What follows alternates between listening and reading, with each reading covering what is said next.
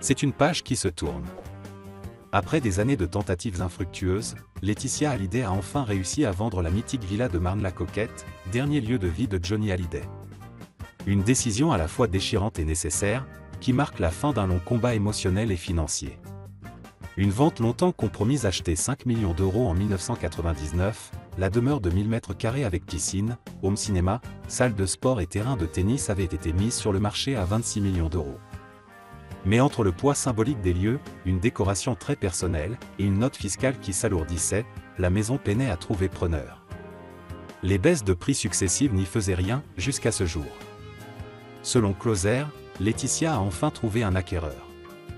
Si le montant exact de la vente n'a pas été dévoilé, il permettrait de solder la dette fiscale de 7,7 millions d'euros laissée par Johnny.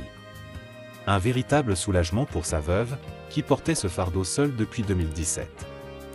Une maison chargée d'histoire et de douleur. La villa, surnommée la Savannah, était bien plus qu'un bien immobilier, c'est là que Johnny s'est éteint, en décembre 2017. Mais ce lieu, symbole d'un passé glorieux et douloureux, était devenu une prison émotionnelle pour Laetitia, malgré ses efforts pour le valoriser.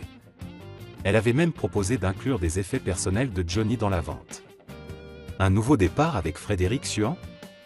Cette vente survient alors que Laetitia semble revivre, tant sur le plan personnel que sentimental. Depuis qu'elle partage sa vie avec Frédéric Suhan, un entrepreneur de 45 ans, elle affiche une sérénité retrouvée. Il multiplie les apparitions complices, de Marrakech à Roland-Garros, et envisagerait même un futur à Los Angeles ensemble.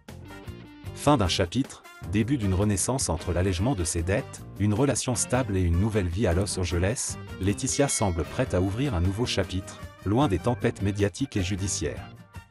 Vendre cette maison, c'est tourner la page, pour enfin recommencer à écrire la suite.